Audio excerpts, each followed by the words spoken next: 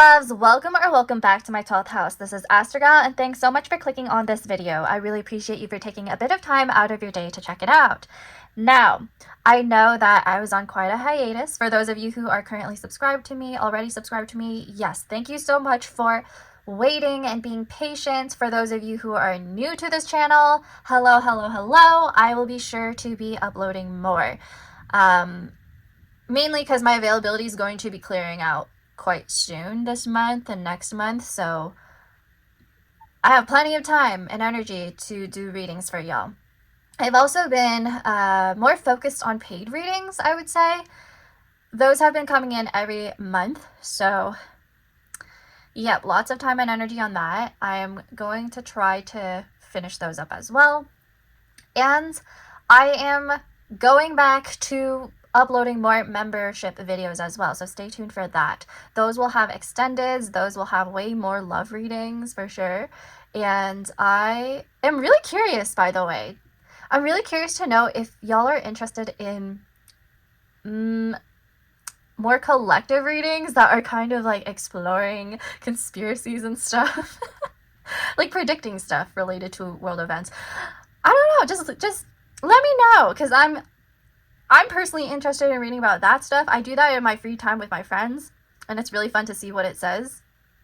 If you're also somebody who follows Aphrodite, there are times where my readings align with his messages. And so that would just be really cool to see, like what other readers are seeing in regards to the world and the unseen as well. So yeah, I just want to make this channel a lot more fun, and because I will be having more time to do that, I'm like really taking on this retrograde right now to think of what I can do to plan for this channel and its growth, you know? So that's the update that I want to give y'all. Oh, and you may have heard that we have many wildfires up here in Ontario, Canada. And that's where I'm from, so if you're also from Ontario, Canada, hello. The community that's most affected would be the First Nations, the Indigenous community up north. And so I am going to be linking some organizations and monetary donation links down below in the comment section and description box for y'all to learn more about what's happening and also to support the communities that have lost their homes. Okay? And just so y'all know, many organizations have closed their physical drop donation. Sorry, I worded that so weird. They've closed the opportunity to donate in person, anything that's physical, like menstrual items, clothes, extra food. They've closed that because there's no capacity. So monetary donations, especially for tragedies like this, are usually prioritized because these communities get them almost immediately, the monetary donations, and they could use it for what they really need. So it's just easier that way. Okay? So I will be doing that. Now, moving on. This timeless Pickacard topic will answer your concerns around your future spouse's first impression of you. Now, please remember this is a general reading and there will be many different scenarios channeled and addressed to each unique viewer. If the message does not resonate, you may pick another pile. Otherwise, there may not be any messages for you at this time. Now, the first pile we have right here is the bear. The second pile is the house. And the third pile is the moon. Close your eyes, take a deep breath, and do whatever it takes to intuitively choose the pile that is meant for you. Now I'm going to be seeing you at your reading. Bye!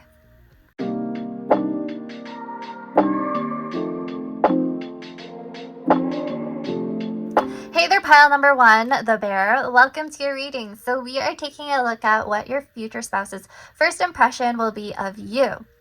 Now, I do have to just say ahead of time that I am filming during a storm. So if you hear thunder, I may need to pause a bit, just so that it doesn't distract you too much. But just letting you know ahead of time, this is the only time I could find to record. So I'm making sacrifices here.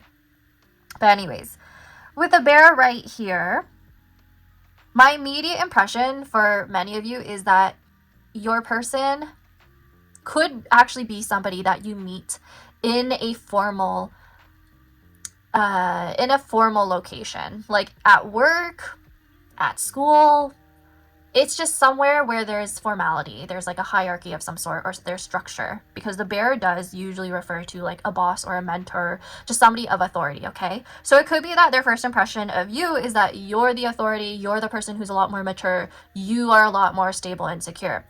Otherwise, this could be about how they're the one who feels protective over you. So that there's like a clear dynamic there where one person may actually be like older than the other, or there's a perceived status difference.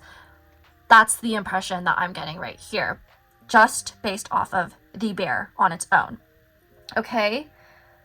The nice thing about the bear is that there's a lot to do with dependability, because as I've said, there's structure, there's a perceived authority. So this is about reliability and strength, this card right here. I also see the bear as someone who is confident, powerful. They can stand on their own. They don't necessarily need somebody else, you know? I see this as someone who is always striving for more. This person is ambitious. So the first impression right here is that you are very powerful. You are not meant to be crossed in any way. Like, you would be very hard to deceive and manipulate. So there's respect there. Now, let's see. I want to look at the second card, because usually Lenormand is read in pairs. So the ring. Well, yeah, that confirms that this is your future spouse that we're asking about. But immediately, there's a commitment. There's a commitment in mind. So, to them, you come across as someone who values loyalty, stability, and long-term relationships. There's no doubt about that with the ring. They could see you as somebody who is going to be the type that deserves seriousness, respect, and proper structure in relationships. There's no talking stage, there's no situationship stuff going on, okay? None of that. There needs to be certainty. So, because they view you as somebody who really deserves and wants a long-term committed relationship, an engagement, a true potential for marriage, they will actually take the relationship with you, getting to know you, very seriously. So that would mean not rushing. I don't even think there's fully an opportunity to rush, especially if you meet this person at work, which for a lot of you, that's the case. I mentioned this. If it's not at work, it's during a time where you're more focused on your career and just stability overall, to be honest. Like, you're just more focused on elevating in your career and on your ambitions. More long-term thinking, more forward thinking. That's your energy. And that's contributing to their first impression of you. Now, I also see that they'll see you as somebody who cares very deeply about the people who you choose, who you love.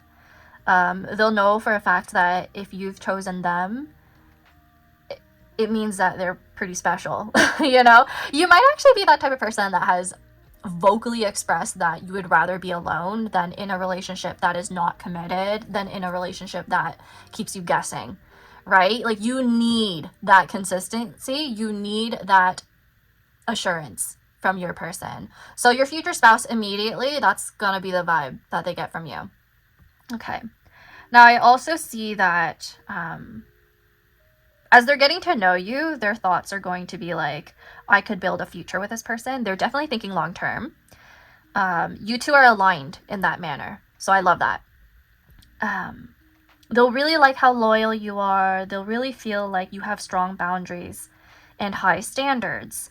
So yeah, I do really think that the term high value applies to this pile. For sure. I do wonder if it has something to do with the career that you're in, or again, like there's possibly somebody who is a bit more established overall in their career and finances, or how they carry themselves. It's just more mature. And I definitely see them finding you a bit intimidating because, again, with the bear, I already told you, but it's about authority. It's about power. So you might be a bit intimidating because you are possibly the boss or manager in a different department, something like that. They just don't know you well. So like their first impression of you is just them kind of projecting that idea. And they're like, oh, I don't know. Pile number 1 is so attractive, so established. I don't know if I'm enough for them, or if I meet their expectations, or if I'm good enough, you know, like there will be thoughts about that coming from your future spouse. Now, I also see that you may be the one who is slow to open up because you are more focused on stability in general. So that's just the energy that you're bringing to the table when it comes to this connection. And you're just very selective. Yeah, you're just a selective person. So they'll feel special when you actually choose them. I definitely feel like you are somebody who makes your standards quite clear in the very beginning. And so I do think with a bear right here, they're willing to step up. They're willing to show up for you. But yeah, like there's a bit of like intimidation there because they're wanting to win you over. Now, in terms of timing, I somewhat talked about this already to you, but it's very likely with the bear right here that you will meet this person, your future spouse, once you've already established stability. Okay? Because the bear represents security and your career, financial strength, all of that stuff, and even confidence.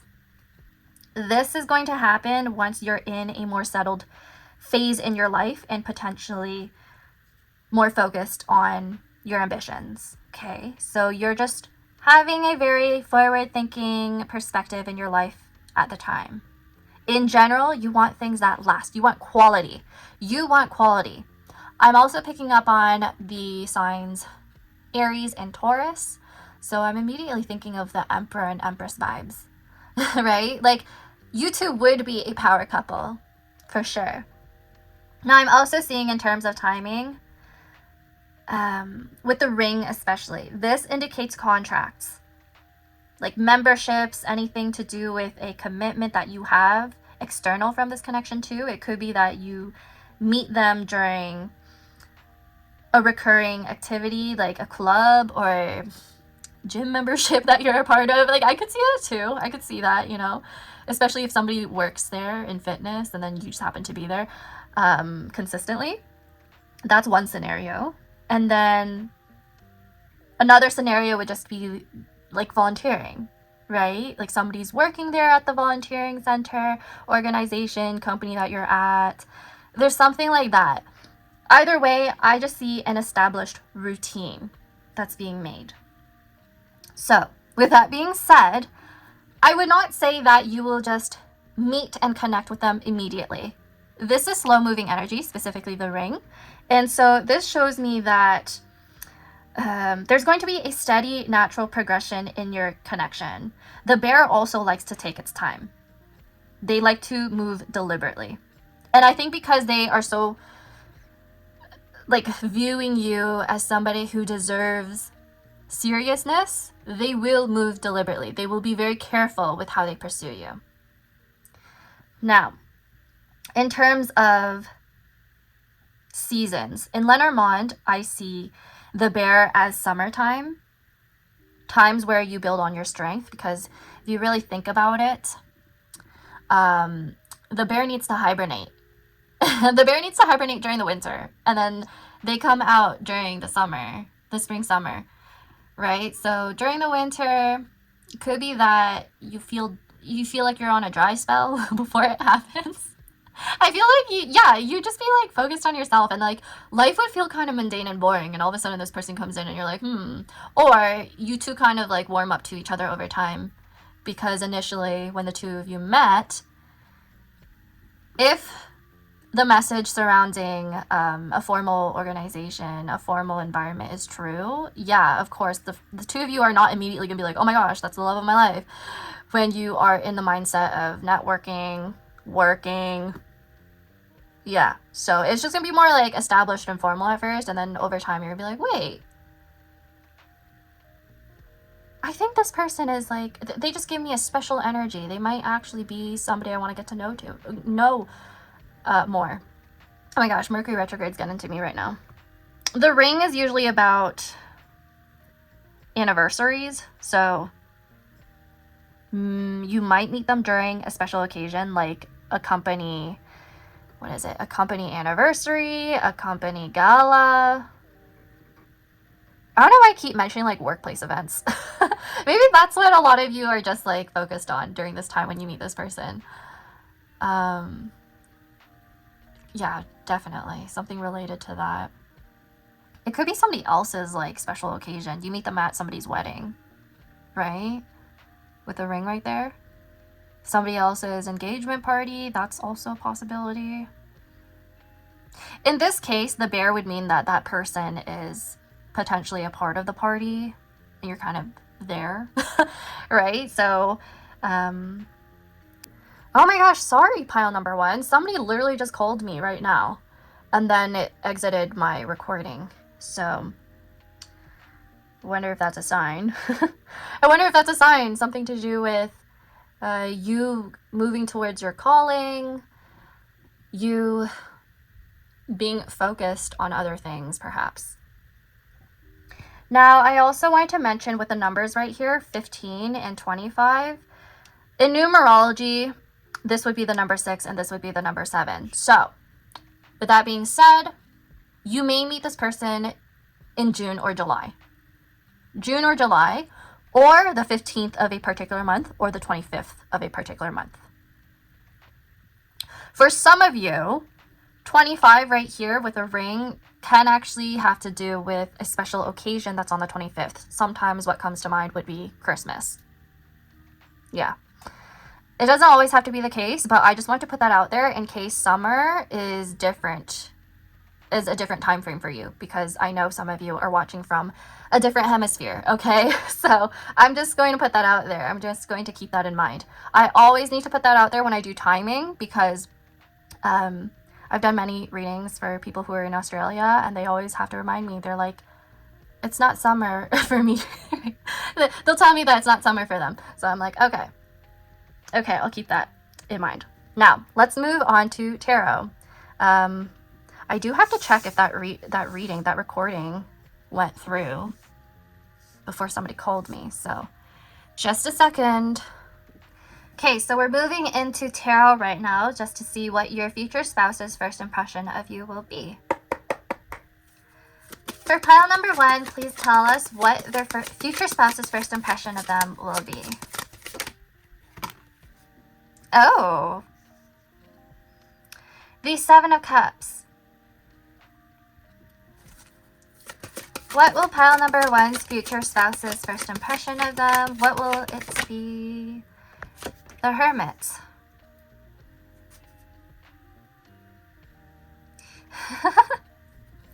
Immediately I get the impression that you're a bit mysterious and quiet. I do see this imagery of somebody that they take notice of while in a crowd, like you just stand out to them. There's just an aura to you that's like,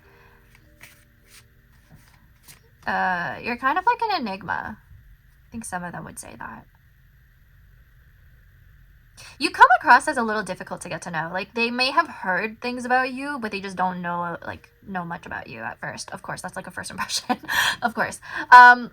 But the Hermit does kind of give me the impression that some of you may actually be older. But again, I'm tying back to the Bear right here. I do think some of you are just more established in terms of career. Yeah. Okay. Let's see. What else? Pile number 1's future spouses. First impression of them, please.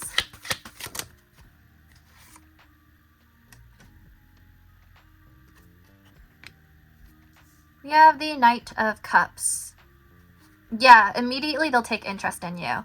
Immediately they'll be like, okay, there's something intriguing about this person. I don't know what it is, but I feel like there's like this internal urge that they have to talk to you. They have to get to know you on a deeper level. On the surface, they're like, who is this person? Why am I like staring at them right now? Or like, why am I so intrigued by how they look? Like, I definitely feel like they're going to really observe you at the beginning. I don't think they're going to make a move right away. As I've said, this is the type of person that tries to make a deliberate approach. But immediately with the Knight of Cups, there is already an interest. There's a romantic spark in some sort of way. They want to be your knight in shining armor. And I also see this as somebody who wants to woo you with sweet words eventually. But yeah, the first impression is that you are their type. You are their type. But not only their type, like there's something else about you that remains different from others. Speaking to the Seven of Cups right here. The Hermit is holding a lantern. It's like there's something that just shines. And that is why I have mentioned the whole visual of you being in a crowd and they just pick you out of that. They just stare at you while you're in the crowd and they're like, yeah, that's the person I want to talk to. I'm interested in them. I don't know who they are. I don't know really what they do, but there's an aura that they're attracted to. There's a spiritual energy that they're deeply attracted to. And I'm mainly saying this because of the cups right here and the major arcana being right in the center. The Seven of Cups, usually tarot readers, they describe this as a card where there's a lot of like shiny options out there, but the querent doesn't really know which to choose from, right? There's some confusion, there's some mystery. In this case, as the Seven of Cups is next to the Hermit, who is very wise, who is very contemplative, with the lantern right here, they could see things in the dark. So there's this message right here that they will just have an intuitive knowing that you are meant to be somebody special in their life. I think there's a Japanese word for this actually, because it's not necessarily like immediate love at first sight, but there's a feeling of, oh, this person is going to be important to me in my life. Like they are going to be impactful. They just know. I'm sure many of you have had these feelings with different people, even platonically, like soulmates and whatnot. You just recognize each other. So I generally do feel like this person is not going to immediately be like, oh my gosh, it's the love of my life right here. They're just going to have this weird inkling. They're just going to be like, who is this person? And who are they meant to be in my life? Because I feel something. They won't know how to pinpoint it right away, that's for sure. Eventually, though, because we see the Knight of Cups here in the latter part of the spread, it seems to me like that recognition will come over time and through their own reflections. Through their own experiences, they will reflect and they will see that there's something there that's a lot more divine, I would say, divinely orchestrated, especially because the major arcana right there. Now let's clarify the Seven of Cups. Why was I about to say Seven of Wands? Please clarify the Seven of Cups. What will pile number one's future spouse's first impression be of them? Okay. Let's see.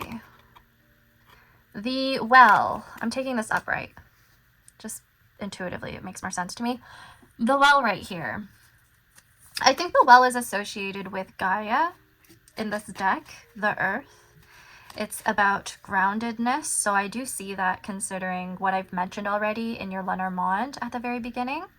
I also see the Well potentially being about your person kind of like observing you from afar, as you could see right here. Observing you from afar because they're kind of like, this person looks like they're the person of my dreams. They look like somebody who I've tried manifesting, or simply, yeah, you look like somebody that they'd want to get to know more on a romantic level, but they're just unsure if it's going to head into that direction. There's uncertainty there. There's like a mix of feelings right there. Something that they're trying to clear out and understand and really sit in their emotions before they make any moves. Okay, so let me read this to you from the guidebook just so that you know what I'm drawing from, the information. The well is the birthplace of ideas, inspiration, and transformation. All things are birthed from this creatrix whose knowledge flows freely to those who seek it. Upright, nurturing opportunity, nature, and creativity.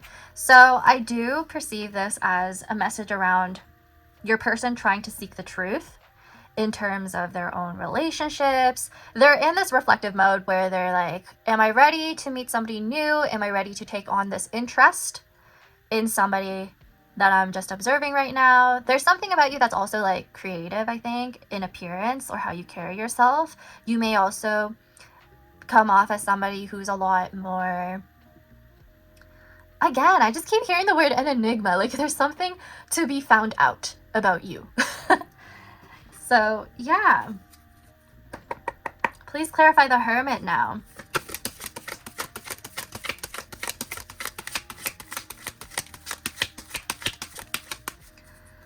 What is pile number one's future spouse's first impression of them? Let's see.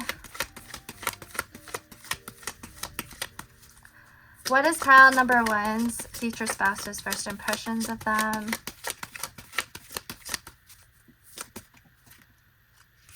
Okay. Three of Swords in reverse. Oh. You might hold a bit of a melancholic energy. They might have the impression that you're coming out of something or that you're healing. If not, because of the Hermit, I just feel like you seem like somebody who's been through a lot in life. You seem wise. You seem like you've gone through a lot of healing. It doesn't have to be related to love, really. It could be related to other things in your life that has caused you to become very wise, secure, reliable, and established. I also perceive this as like a message around how they view you as a person that's very empathetic, even despite your position at work or in life. So that could look like you being an authority figure who has a lot of empathy towards those who you teach or mentor or help or employ, like people who you work with. You just come off as somebody who's very mindful of other people's needs and their feelings. You are not a selfish person. So I'm also hearing right now, because I mentioned Aries as a sign before, in Aries, you know, how you're stereotyped as somebody who's more self-focused. This reads to me as somebody who, while they are focused on themselves and they care a lot about their establishment, they still have the heart to care about others, care deeply about others. They're not self-serving. So that's their first impression of you. It could be that when they first get to know you or first meet you, you have done something, they heard something through the grapevine about you, and it's just all really sweet things. Yeah. So their impression is that you're kind. Yep. And I like that. You're kind and wise. Please clarify the Knight of Cups now. What will your future spouse's first impression of you be? I don't know, this is so random, but I just randomly heard that some of you are watching just as confirmation because you already have a spouse. I just heard, like, it's so random. Like, I heard that. They're like, I already have a spouse, but I'm still watching this. And it's true. And whoever's saying that is so funny. They're like, I'm confirming. Okay, but please clarify the Knight of Cups. Whoa. Okay. We have the Hanged Man in reverse. Let me get some of the other cards that flipped over and flew at me.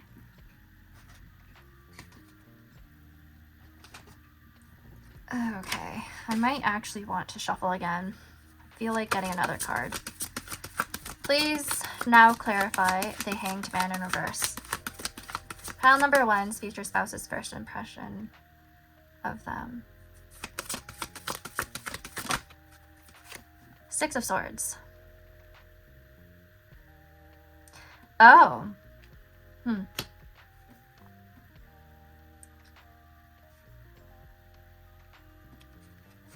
So, just based off of this, there's something about how I'm seeing somebody who tries to get to know you or tries to approach you, but there's just missed opportunity at times. So with the well right here, it's about creating an opportunity. Your person, when they're first trying to pursue you and getting to know you, they're going to try their best to create opportunities to meet you. So again, if this is like a workplace or something and they see you interacting with someone who they're a bit acquainted with or friends with, they may actually reach out to that person and be like, hey, could you like introduce me to pile number 1 so that I could get to know them more? So I'm seeing that as a message. What else? And honestly, I think tying into that scenario that I'm seeing right now, this person, this future spouse of yours, at the beginning, they were hesitant. They were hesitant to make a move. So this is about like coming out of stagnation, coming out of just like being on the fence of pursuing you. I wonder if your future spouse is the one who's getting out of a breakup or getting out of a something in their life as they're meeting you. And that somewhat colors their perception of you as well as how they move towards you. Like, they're slow and deliberate, and I already mentioned that so many times. But part of the reason is because of their own personal experiences, their own personal hurt, and just their circumstances at the time in their life. So, Hanged Man in reverse, usually that indicates somebody who has been stuck and resisting change or delaying some sort of decision. And that decision, because it's clarifying the Knight of Cups, it's about pursuing you and reaching out to you, getting to know you. That's why I was getting the scenario or vision that they would actually try to make opportunity to get to know you before it's too late by doing things like talking to people that they've seen you with, or like visiting or going to places that you've been at. That could be as simple as the workplace lunchroom, honestly. Like, they kind of figured out when you visit the lunchroom and you eat your lunch, and they're like, I should probably go at this time because they're more likely to be there. That sort of thing. Not in a creepy way, by the way. You're going to see it as romantic. Because this is your future spouse, okay? You're going to be attracted to them, so it's fine. I didn't mean to make that sound creepy in any way. I'm sorry. But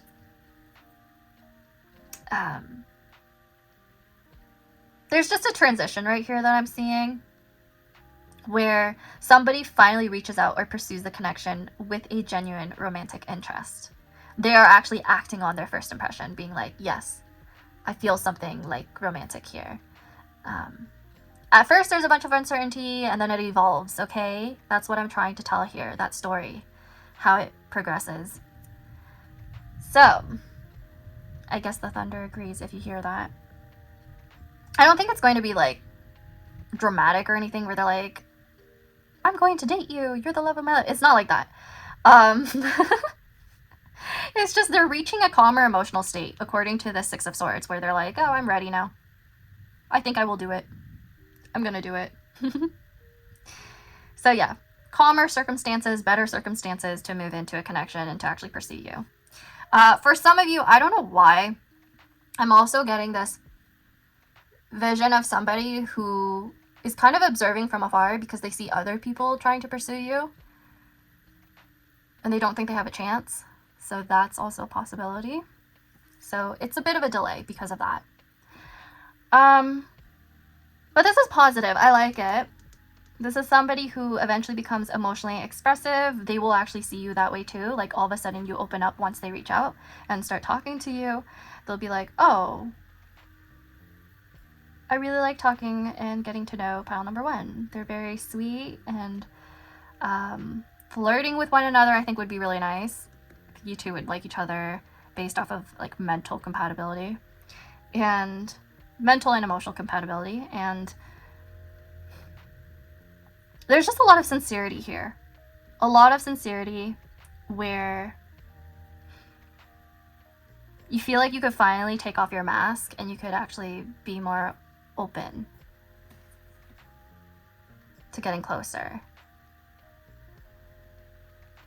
You know, the whole mask situation right here with the Seven of Cups, again, if I'm tying back to the workplace scenario, I definitely do feel like it's a situation where the two of you are speaking on a more cordial level and you just see each other as acquaintances or co-workers. So obviously you have that mask, or you're kind of different at work than when you're trying to communicate and build on something more romantic, you know? Like when you're getting to... You're just different. Like you're different at work and you're different outside of work. So when they're trying to get to know you more on that level, they're like, oh, I could see something coming out of this.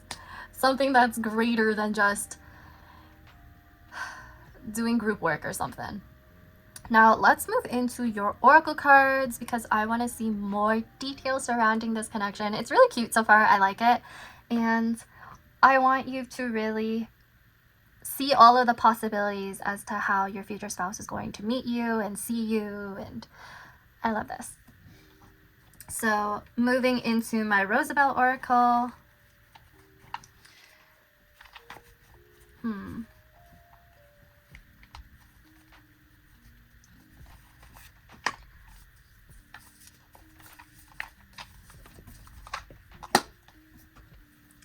Let's see. Spirit, please tell us more information regarding this meeting and first impressions, please. Pile number 1's future spouse's first impression of them.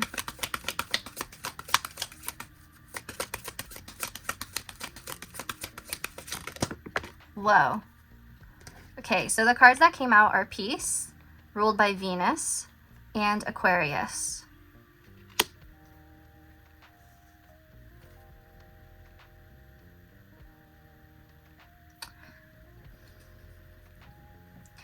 Peace ties into what I said about the Six of Swords, that portion of this reading where when somebody feels more ready, they will actually make a move. It's definitely because somebody is coming out of a very difficult relationship, like breakup, or confusing situation in their own life, in their own personal life, that requires healing. Okay, Aquarius could be social networking, friends, or I could see online dating. I could definitely see online dating because the Seven of Cups sometimes has to do with the internet when I read it. And what else here? Aquarius could even be a bit more literal, where it's like you will meet them around Aquarius season, or you or this person has Aquarius in their big six. Sun, moon, rising, Venus, Mars, Mercury. So I could see that.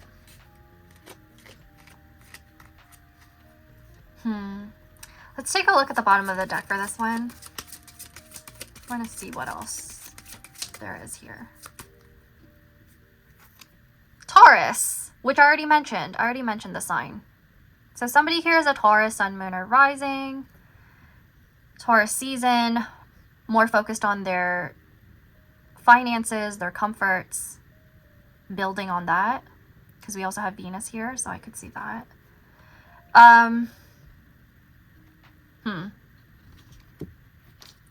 You know what? I'm gonna pull out one more oracle deck for y'all.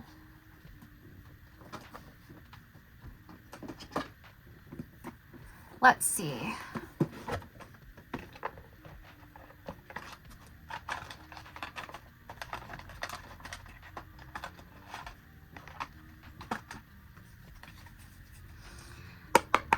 So for pile number 1, please tell us some more information regarding this meeting, first impressions. We have decision. 3rd house Mars in Gemini. Yeah, I already mentioned this where I was talking about the Hanged Man in reverse. I don't know why, but your guides want to really focus on this portion of your reading. Probably because they want you to think more about like the future than focusing on a lack of a connection or something like that. But third house, Mars in Gemini, there's some decision surrounding this connection. It's going to take time. Possibly there are conflicts before this connection can actually be pursued or manifested. So let's see. The whole like chessboard and chess pieces right here, this illustration right here, makes me think of bureaucracy. I actually do think a lot of you are going to meet in an environment where the two of you cannot fully be speaking in a casual or romantic way, you know? So like you'd have to find a way to talk to each other outside of that environment, which is probably why I do see some form of online communication or meeting through friends, connecting through friends, and then later finding out that you have something in common related to work or interests, hobbies, again, something related to a structure that you are a part of. So let's see what else there is. Let's get one more card. Okay, 11th house, Saturn in Aquarius. We got Aquarius twice here, so yeah. Through friends, I could see that. Through friends or social network. Saturn, delays. Saturn is traditionally ruled by Aquarius, though, so I do see this being about some sort of like expansion or greater... What am I seeing? There's a desire for expansion. I have to cover this. There's a desire for expansion in one's life, goals, aspirations, and sometimes that does involve other people, like your social network, friends, community service. So that's what I'm seeing right here. Now, lastly, I will be pulling out some dictionary sheets to interpret. I haven't done that in my last few readings. It's been a while, so let's do that method of divination now. So for those of you who are new, I have probably over some 100 dictionary sheets that are just folded into these containers. At random, I just choose whichever container I want to pull from, and pulling from these sheets, that's also random. So let's do that. Intuitively, please tell us more regarding pile number 1's future meeting, future first impressions with their future spouse. Okay, let's see.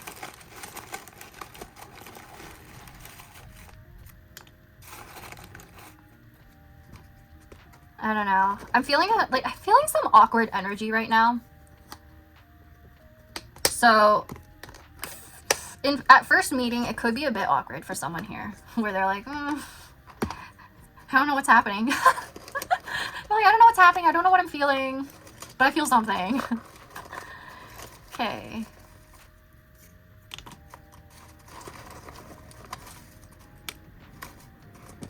I'm gonna switch boxes now.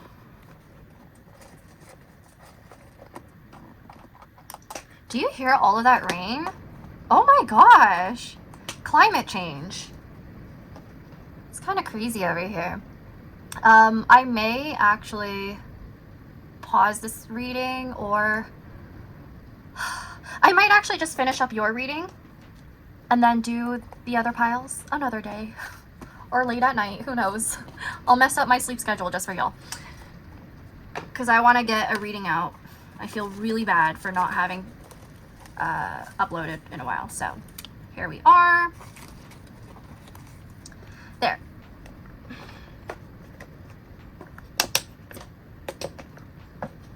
If anything, I hope the rainstorm is calming to you guys. Sometimes I like to listen to rainstorms at night just to fall asleep to. Okay. We have keeper, someone who looks after a group of animals in a zoo, someone who is an expert in and responsible for a particular group of projects in a museum. So to be more literal, Someone here may actually end up working in a zoo or a museum, and they would be a keeper.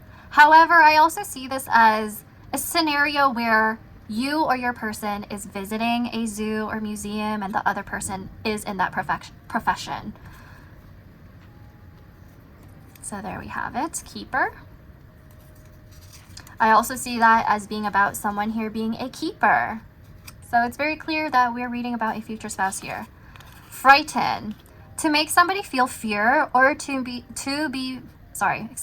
or be made to feel fear. There we go. To force or drive somebody or something away through fear, to make someone feel afraid, especially suddenly. Yeah.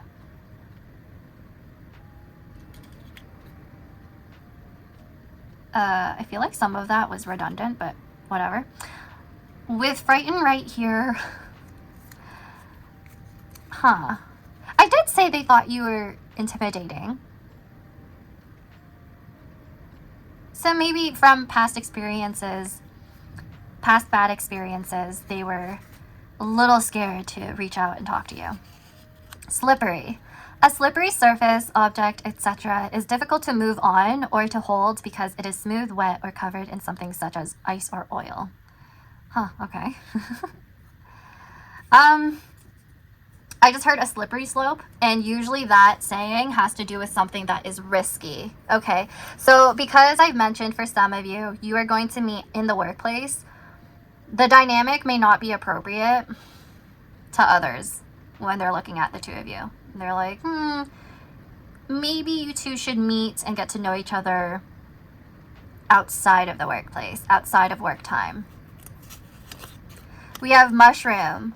The usually umbrella-shaped spore-producing body of a fungus that consists of a fleshy cap on a stalk, an edible mushroom, especially the field mushroom. Okay, so mushroom. That one's cute. It does give me the impression that some of you will meet somewhere outside. There's some of you who will meet outside. It might actually rain on the day that you're getting to know each other and meet each other. Because I'm like looking at the word umbrella. And I'm also looking outside. I'm like, oh gosh. We have rare. Thin in density and containing so little oxygen that breathing is difficult. Rare meat has been cooked for only a short time and is red inside. Okay. So rare. This could actually translate instead into a message about you being special, you being different, and eccentric. So you're rare to find, you're different. You know what's crazy? Mushroom, okay, mushroom, I just got a weird message that is a little NSFW. You could probably figure that out on your own. You could apply your own interpretation onto this one, okay? I will let you do that. I'm not going to say anything. I don't want to get a strike. So here we are. Usual, characteristic or expected of somebody or something. Normal or typical of what happens or of what people do in most situations. That is somewhat opposite from rare. So I can see this being about how, again, you're just very different from what they usually expect. I actually think you might look different than like what your personality is like. You know, stereotypes, right? They might see you and find you to be intimidating, and then when they get to know you, you're a lot more soft-spoken, you're a lot more quiet, and then it confuses them a bit. But they like it. So that is an example I have for you right there. It could also be like your interests are very striking to them. They're like, I was not expecting that. Like, your build is very small and petite, but you're doing some heavy lifting. Like, you're into all of this, like, strength training. Like, I don't know why I got that example, but that could actually apply to someone here. So maybe that's why I'm saying this right now. But that is all I have for you, pile number 1. Please like, comment, and subscribe. Consider on booking a paid reading with me. The link is down below in the description box. Consider joining the memberships, as I will be soon to upload way more love readings on there, and I might experiment on some other type of readings. But that is all I have for you, and I hope you take care. Bye!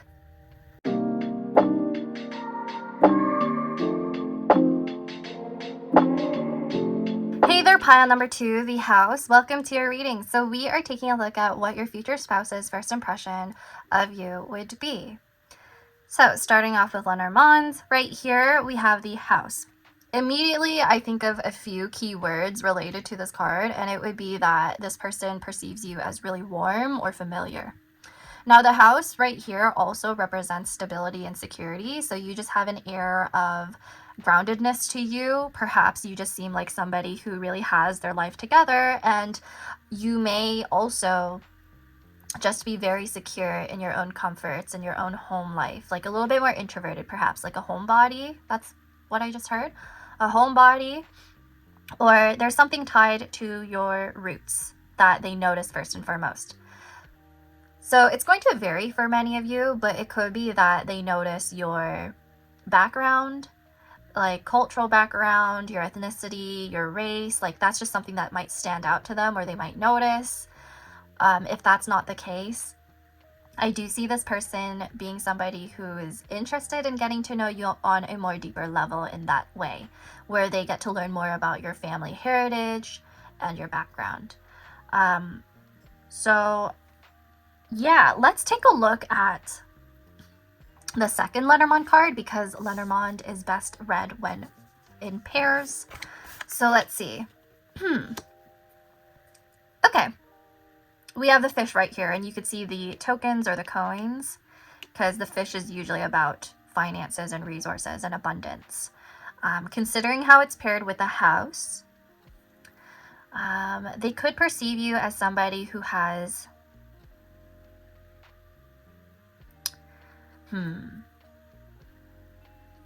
somebody who's very secure in their own identity. That's what I'm getting. And I'm also getting the message around you potentially having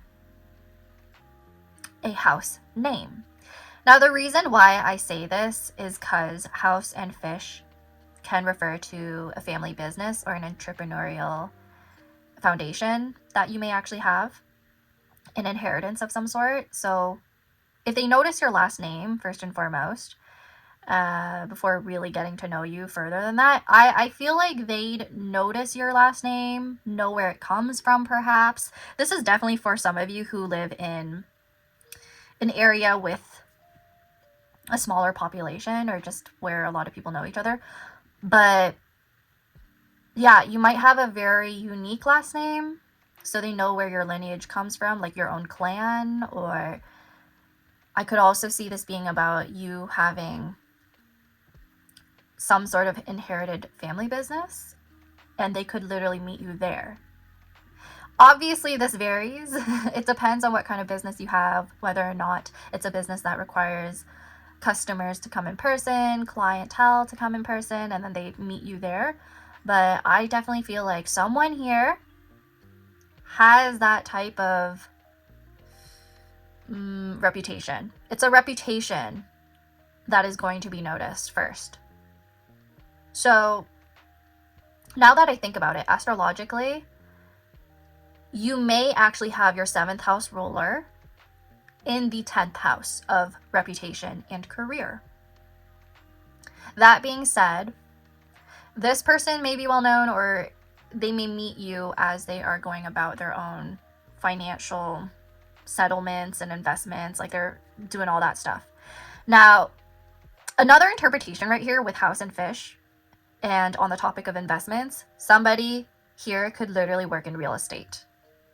Okay, somebody could literally work in real estate or something connected to property management. And that's where you meet this person, you know? So that's what I'm seeing for somebody here. You could quite literally be somebody who works at a condo or like a residential area, a residential space, and then you meet this person. But instead of only interpreting the coins right here and the fish and the whole like money aspect of this card, we could instead read this as some sort of physical abundance, and that could literally be food. So I am seeing family gatherings, I'm seeing family connections, and potentially like a house party, a potluck party, where the first impression right here is that your food is really good and they're just really intrigued. And you have a lasting impression because of it, right? So there's something physical about you that catches their eye, that really draws them into you. Now, I also would like to mention that on the topic of gatherings, on the topic of, you know, like meeting somebody in a home or at some residence, you could potentially meet this person through family or relatives, their relatives, your relatives, it depends. But there is an aspect of that right here. Yeah. When I read further into this, I feel like the timing around you meeting this future spouse of yours is around a period where you feel a lot more stable in your domestic affairs. You feel a lot more stable in terms of your finances. You could literally be just settling on a lease at this time. You're literally settling on like buying a place. You just simply feel more secure at this time, especially with your living situation. That's what I have to say. I also feel like during this time, you're also putting down more effort in long-term security. That's where your mind is at. And I think they will know this. They will see this. I can also see that their first impression of you would be that you're just very stable. You come off as very stable, like grounded. So I wonder if you have earth signs in your big six. That would be your sun, moon, rising, Mars, Venus, and Mercury in Taurus, Capricorn, and Virgo. But the whole home stuff going on right here is making me think of Cancer. So you could have something going on in your chart where there is a 10th house and 4th house opposition, or opposition between your Cancer and Capricorn houses. I'm seeing that as well. So you come off as somebody who's warm, comfortable, and safe. They will feel safe with you, and that's how they will know that you are their future spouse. That's how they will know that they're your future spouse. There's an air of calmness. There's none of that, none of those weird butterflies that's actually like anxiety. There's none of that triggering effect coming about this connection. When they first meet you, they'll be like, okay, pile number 2 makes me feel comfortable and safe, and I have never felt that way with anyone else before. That must mean something. With familiarity as well, they might actually be like, oh my gosh, pile number 2 feels like a soulmate. Like I must have known them in other lifetimes. But also right here, I really think their first impression of you would be that you are resourceful. You are somebody who knows how to navigate life's opportunities, and you just have your stuff together, your shit together. You're somebody who can come across as family oriented, especially if they meet you in the environments that I've discussed in this reading, or through a family member, right? Like they already have this good impression of you because you've been vetted by somebody else that they trust. You see what I'm getting at here? I feel like because there's connections tied into this meaning, they already feel comfortable with you. They're like, okay, I could trust this. I could trust this. Oh my gosh, now I'm just hearing a few of you are actually going to be arranged, which is why the family element came in. And then the fish right here means you might actually, or your parent, somebody in your family, might actually pay for a matchmaker. Which, yeah, okay. So there's something related to that for a few of you. I do think you're going to be described as somebody who is independent, though. Somebody who is self-sufficient and capable of taking care of themselves. But on top of that, you're still capable of providing and caring for a family and building a family too, right? So I'm seeing that right here. So their first thoughts definitely going to be that you're really grounded. Definitely that you are comforting to them. They feel comfortable with you. They could see themselves building a home or future with you. And you seem respectable because you are private. You are somebody who can prioritize work and financial security. And you take a lot of time to let people into your life. That's a green flag to them. I think that's a green flag to them because they won't feel like you're going to air out any of their business. Now, this is especially important if the whole house name part of this reading is going to manifest. It would be important for you to be private because then they won't be compromised in terms of their business, their finances, all of those things. You would not embarrass them or their reputation. It could be the other way around too, where they feel like they are obligated to be more private and not do anything that would mess with your family, especially if, you know, you might come from a family where there's inheritance, where you guys are known, things like that. Okay? So I really do see that there's a carefulness right here that is needed between the two of you in this connection, and you're capable of really honoring that. Really honoring your guys' name, honoring your guys' resources, and building upon it, not diminishing it. There's value right here. Now, I wanted to talk about the timing. We have the number 4 and 34 right here. So 4, that's tied to April. Okay, you could meet this person in April or the 4th of a particular month. 3 and 4 right here could be deducted to, in numerology, 7. So you could actually meet this person in July. And I did mention that in the first reading, in the first pile. So I do have a feeling that some of you are cross-watching. And there are differences here that I see already. The only similarity is like the whole security thing and all that. So, yeah. But so far, I definitely feel like spring, summer, that would be the timing for you. Or that could be winter, depending on your hemisphere. But there we are. Okay. Now let's get into your tarot. I feel like I yapped a lot for this one. I just wanted to make sure that I gave you every interpretation for these 2 cards. You could definitely pull a lot of information from just 2 Lenormand cards. So, with tarot now, please tell us what pile number 2's future spouse's first impression would be of them.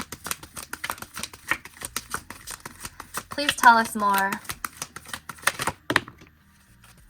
Okay. Taking that upright. 2 of Cups.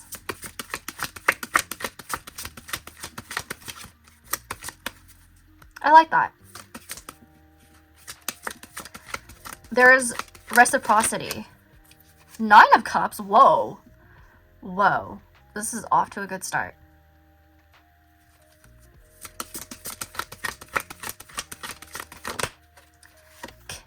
Knight of Cups.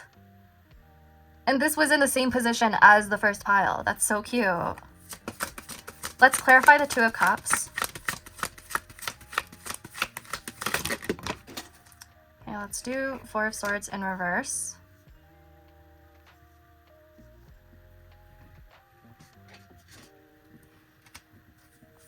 Please clarify 9 of Cups now.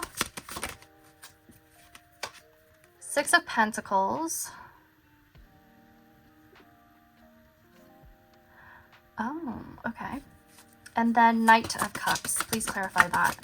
Pile number 2's future spouse's first impression of them. Wheel of Fortune. I swear, there's somebody in this connection who actually does have a lot of abundance or a big reputation.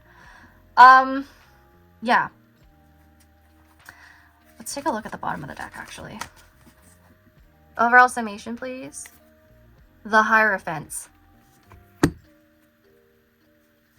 Yeah, so some of you will actually be meeting through an arrangement, and I'm seeing that with the Hierophant because that can have to do with a traditional structure or hierarchy or even religious factors taking influence in this connection and this meeting. So just letting you know that. The Hierophant does reiterate that this first impression of you is through a lens of stability and also reliability. You are somebody who just comes off as very respectable and grounded, and it could quite literally be through your association to people they know. So your family members, their family members, it's just there's something greater out here in your social network that links the two of you together. I do see this connection as also being divinely orchestrated somehow in the background with the Wheel of Fortune. So a part of this connection might feel serendipitous when the two meet each other. It's almost as if the two of you are just so compatible that you're like, how did this happen? Where were you this entire time? Nine of Cups right here is a wish come true. I really do think your future spouse is going to see you. They're going to set eyes on you and be like, oh my gosh, this is the person I've been looking for my entire life. I don't know how this has happened, but suddenly I just want to do anything it takes to care for this person, be there for them, protect them. Especially with Six of Pentacles, I see this person wanting to do many acts of service to show you they love and care about you. This is a pile where I do lean more towards them being attracted to you, like almost right away. And it's actually reciprocated. Like, you will see this person as well, and you're like, I feel something. I feel connected to this person really fast, and I don't really know how. Like, there's this familiarity that's already there. There's this emotional attachment and connection that's already developing right there. Four of Swords in reverse is about coming out of a standstill, of stagnance, of just like waiting, essentially. Because Four of Swords is not an action card in tarot. It's quite literally about being still and in your thoughts. And so I really do think when you meet this person, you will just know.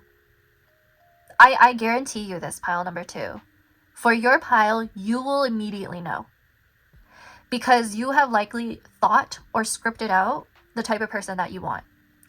And if this is like you being introduced to this person through a close friend or family member, somebody that you are very familiar with, oh, they will know.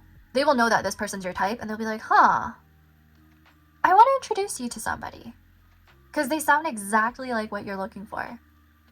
And this person who's in between can vet for them. So there's trust there, there's confidence there. And they did well. They did well in matching you guys up.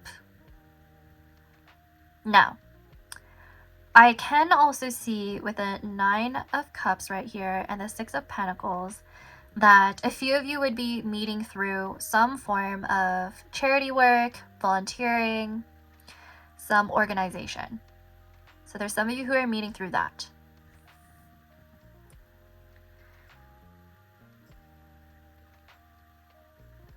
For a few of you, that is actually linked to religion. Okay, so take whatever resonates. What else do I see? The Knight of Cups right here, your future spouse is going to pursue you first. They will just know intuitively when to do it. The universe will just push them into it. There will be a very good chance where they see an opening in like getting to know you and talking to you. Yeah, I do feel like there's some assistance in the background. I also see them thinking very highly of you.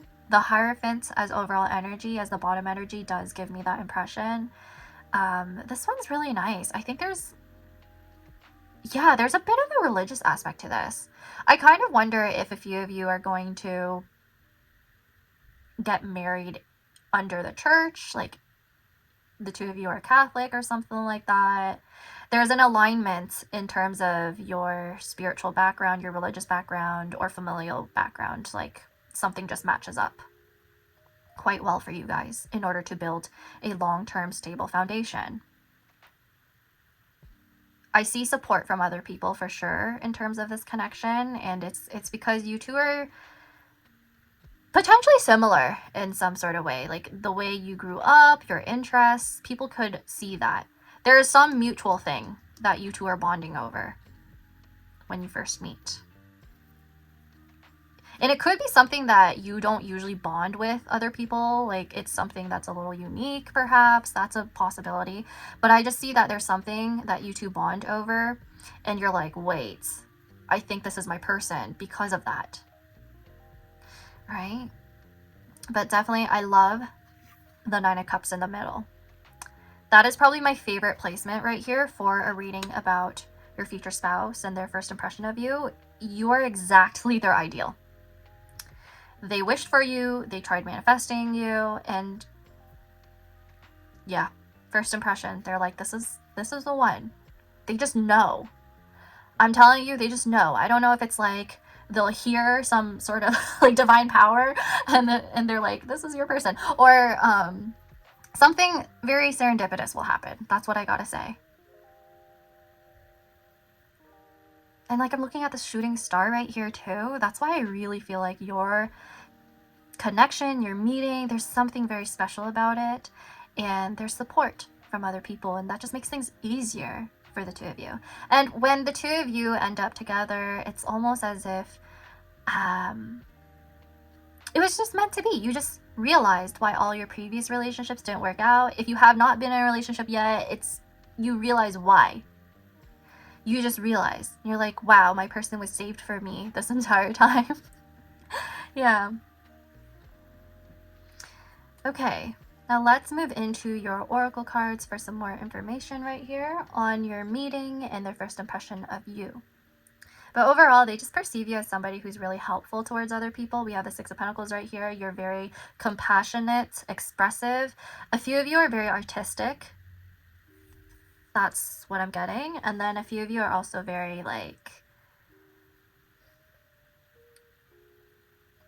definitely spiritual or more whimsical. And they like that about you. Like there's a good balance actually. I'm getting a balance of somebody who's spiritual but also really resourceful. Yeah. So let's get into your oracle cards now. So I want to really dig in to see what their first impression of you is, or just the circumstances of your meeting. And yeah. Please tell us more regarding pile number 2's first spouse's first impression of them. And let's see, please spirit, let's see what pile number 2's future spouse's first impression of them would be. We have Leo. This is going to be very, very specific for someone, because I don't think this is going to apply for all of you, but very specific for someone. The reason why I kept saying like house name is because there's a potential to actually marry somebody who's a bit more famous. And I'm trying not to like trigger any delulu here, but Leo right here, I think somebody is a bit more known, and somebody else in this connection is a bit more private, and like that just works. That just works somehow. Leo there is also about expression and like playfulness and entertainment. So I do think a few of you will meet them at a party, like I mentioned, or a gathering, a family gathering, event. Could literally be like a charity event as well, or something related to children, because Leo sometimes is associated with children. So it could be that your profession or their profession involves that stuff.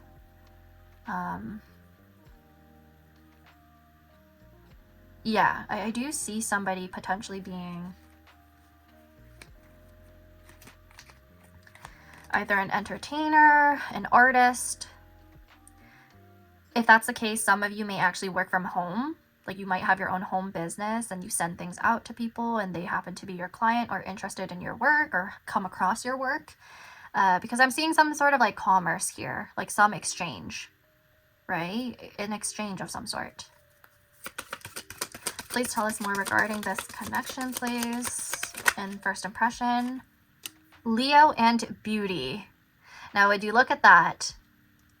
I just knew it. When they set their eyes on you, you're just, they're immediately like, whoa, pile number 2 is beautiful.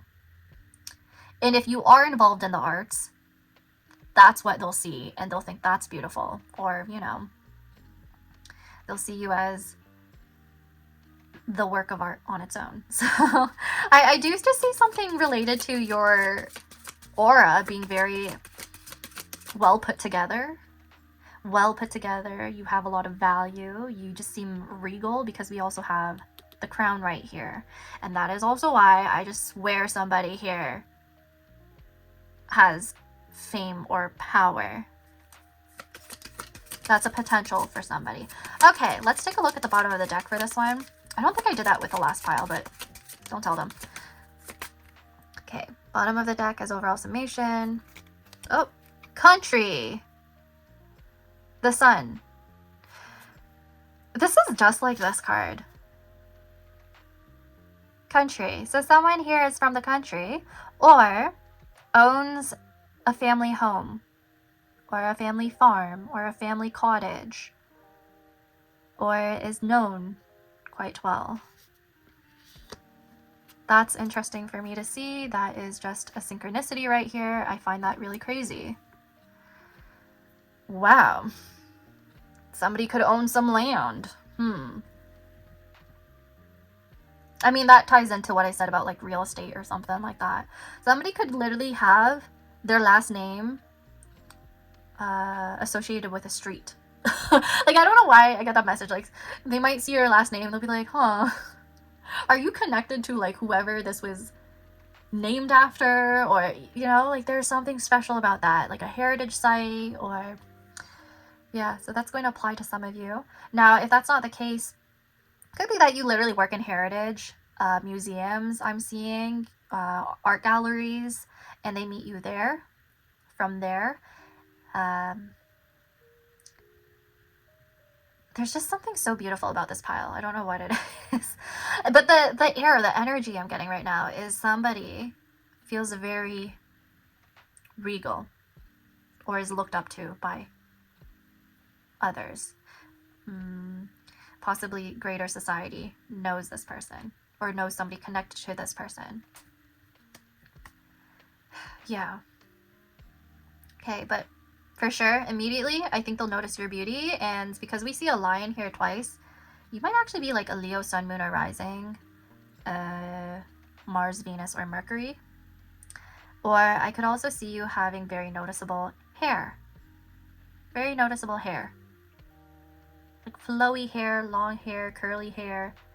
Just very luscious hair. Very luscious hair. I don't know why I keep hearing that. If you are a male, like if you're somebody who grows a beard, that's also noticed. Okay, so it could be facial hair as well that's noticed, and it's like, whoa, you look good. So let's get out my other oracle cards, and then I'm going to close off this reading with my dictionary sheet divination. I haven't done that in a while, so I just wanted to do it with this one. Okay. So I'm going to be using the Oracle of the Radiant Sun deck. I love using this deck. I read it in my private readings a lot. I use it in my private readings a lot because it gives me so much information. And a fun fact for y'all, I used to do more astrology readings, especially on Tumblr back then. Tumblr, I tried YouTube for a bit, lost that account, couldn't sign into it, and then now I'm here. So yeah, that was my trajectory with this astrology and tarot stuff. Okay, so oh wait, I was telling you that because this deck uses a lot of astrology, and I was just trying to let you know that I pick up a lot from this deck because of it. Okay, so please tell us more regarding how pile number 2's future spouse will see them. What's their first impression of them? What is pile number 2's future spouse's first impression of them? Flattery. Oh, are you guys gonna flirt? Flattery. I like that one. The two of you are definitely on par with each other's communication styles. Intelligence. Third house Venus and Gemini. Oh, I love that. I really do think with the Two of Cups right here, you two are going to bond over something that you have in common, like an interest or something. Or it's just the way you guys like joke around and banter. Oh, that's what you have in common. I love that. Let's get another card, please. They're going to really notice your intelligence and find that to be beautiful, and I love that. Interesting. We have the discrimination card. But we have Venus again. 6th house Venus and Virgo. You know what? I am now looking at the 6 of Pentacles and how we have 2 beggars right here. With discrimination right here and Venus, and looking at this lady who is just being very lovely among the butterflies. I think despite your beauty, despite your status, despite your abundance, you are never mean to other people. You are never rude to others. You are kind. You are warm. You are safe to speak to. You do not judge people. That's what I think they'll love about you on first impression. They will be like, our values align when it comes to how we treat others, how we treat people, no matter your status, no matter your background. You do not treat people poorly. You do not treat people as if they're less than you. I think there's a possibility that there would be an opportunity where you're talking to a service person and they notice how kind you are, how generous you are. And then that really struck a chord with them or gave them a lasting impression of you. Okay. Bottom of the deck, please, with this deck. Isolation, 6th house again. Saturn in Virgo. We have Virgo again. Okay. I did mention how you might actually be a bit more private. I think based off of this, you could be a person who has like a homebody type of... Maybe you are a homebody and they could kind of tell. Or you could be more introverted. You know what? Isolation and discrimination are both very interesting. I wonder if they'll catch somebody treating you poorly as well. There's this scenario that I'm seeing where you're at a gathering or where you're at a gathering and they see you being either isolated or discriminated or just like being bullied, and they want to take you out of that. They want to make you feel more comfortable. They feel not pity, I would say, but they just think that there's unfairness there. Now, it could be that it ends up being you who sees them being isolated and discriminated, and you take them out of that environment. You make them feel comfortable. You make them feel safe. You make them feel like they're not isolated or discriminated against. And this doesn't have to be at a gathering, at a family party or anything like that, at somebody's house. It doesn't have to be that case. It could literally be related to your actual work. So I see some people here working in fields where they're required to take on a more nurturing role or a Cancerian role where they give advice to others, and you might meet them through there. Yes, yeah, you might meet them through there. Now, let's move into our dictionary sheets now. For those of you who have never seen this type of divination before, I have over 100 or so dictionary sheets that are folded in all of these boxes. I take different boxes at random and kind of just like look through them in a way. And then I take those out and open up the sheets for you, read out the definition, and then I interpret what it may mean for your reading, for your pile.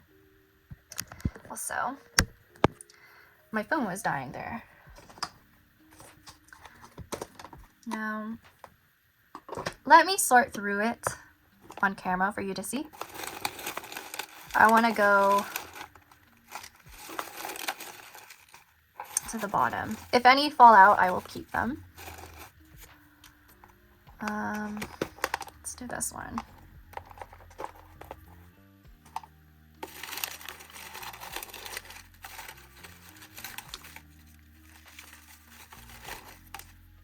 I just choose them intuitively. Okay.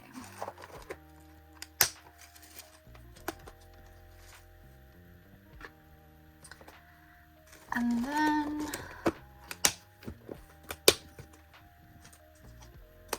let's get out this one.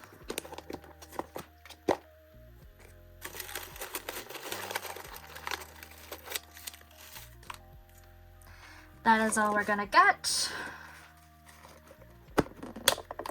Oof.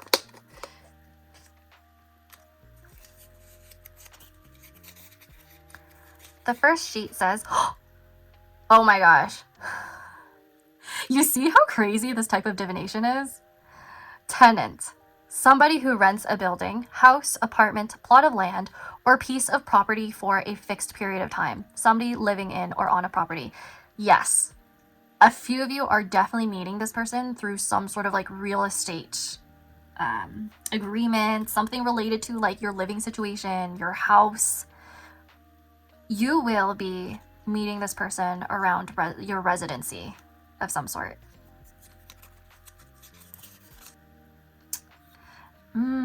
Interesting. I already see the dislikes coming onto this video. But you could ignore that. You don't have to take the message. This could literally be about like something that rules or controls, personified as a woman who is highly skilled in a particular activity. Huh, okay. So this could be a message around like ownership of something. First impression would be that you're really skilled. I mean, Hey love, so this is ASTROG L right here editing. I just wanted to pause to really read out the definition of mistress, okay? So I went into Merriam-Webster because I was curious about the definition, since my dictionary sheet right here was really focused on how this term translates into ownership and also, I guess, power. And so I wanted to look into the root word. I wanted to look at the definitions that made the most sense for your reading, just to be sure that the message is relayed clearly. Because I wasn't seeing anything really in your spread or your reading that was tied to the modern translation definition of mistress, because, yeah, I didn't really see too much about like a third party or anything like that. It was really subtle in the energy too. I would say your future spouse is obviously loyal to you. I was saying that the whole time. Like, there's loyalty there between the two of you. There's a lot of love. There's reciprocity. That's especially seen in the fish, because the fish is about emotional flow. It's not just about money. It's about emotional flow as well, because you see the water in the imagery right there. And you see there's more than one fish that's just like circling around each other or swimming around each other. Yeah. And then we also have the Two of Cups right there. It shows mutual reciprocity, to be specific, tying back into the specific dictionary sheet that's about mistress. However, that word seems to connect with the house in Lenormand and the themes I was picking up on in terms of somebody being in control of land or property, or have generations of that type of power and wealth. So I've added a little screenshot right here from Merriam-Webster just to show you the different definitions. So 1, a woman who has power, authority, or ownership. We already touched based on that. It could refer to a female head of a household. A woman who employs or supervises servants. I don't really like that word, but that exists in our world. A woman who possesses, owns, or controls something. That could be referring to a large fortune, or a woman who is in charge of a school or other establishment. That could specifically refer to a headmistress. Now, This could also refer to a woman of the Scottish nobility having a status comparable to that of a master. I did talk about some nobility being addressed in your spread, in your reading right here. Now we also have a woman who owns a pet. A woman who has achieved mastery in some field. She was a mistress of music is an example right here. So I did mention from this dictionary sheet, you could be somebody, or your future spouse could be somebody who is considered especially notable for something. Example right here. After penning several apocalyptic books, she became known as the Mistress of Doom. Now, we also have something personified as female that rules, directs, or dominates. Now, I wanted to lean into this other definition right here we have. An often professional dominatrix. So if this one applies to you, it will just simply make sense to you. You will just know that message is for you, okay? Take whatever resonates, please. But the one that I think we often see and refer to the term mistress as, in modernity, we think of a woman other than one's spouse with whom a married person has a continuing sexual relationship. Please do not take that definition when you look at this one. You know, I feel like only a very small portion of you would resonate with that one, but you would know if that's the case, right? I'm not going to lean into that one because this is a reading about a future spouse. Your whole spread was really great. I didn't really see much about this. But if there is ever a person who's trying, let me reiterate this, trying to pursue you or your future spouse, it's not going to work. It's not going to happen because I can see that your connection with your future spouse is really deep. That's all I'm going to say. Now let's get back into your reading. So, achieve. To succeed in doing or gaining something, usually with effort, complete, accomplish, and attain. So, yeah, there's somebody here who's really successful. I could guarantee that. They have money. They have money and abundance, and they're... Okay. Reasonable. Not expecting or demanding more than is possible or achievable. Interesting.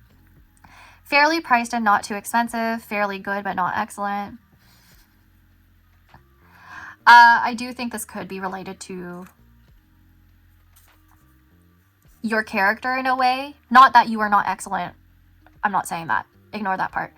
I think there's something about your personality that is just very fair. You, as I've said, are kind to other people. You do not treat people poorly. If this is a situation between tenant and landlord, I would say that there's fairness involved. Employ. To keep somebody occupied doing something, to make use of something, to pay someone regularly to do a job for you, or to work as a member of your organization. I did briefly talk about something like that. Yeah.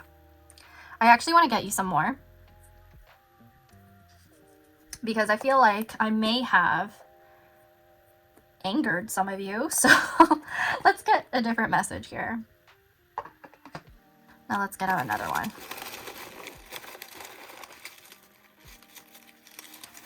Or two. Let's get out two. Okay, I will make it up to you. There. Let's see. Geography. The study of all the physical features of the Earth's surface, including its climate and the distribution of plant, animal, and human life. In terms of geography, I do think the two of you will likely live closer to each other than not. And I also see that there's something related to land. There's something related to building together. Imitate.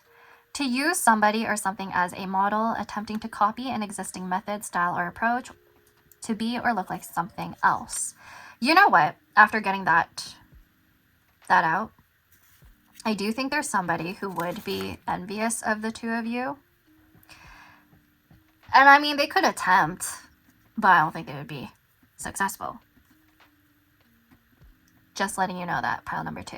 That is all I'm going to say. I'm not going to push it any further, this message right here. So that is all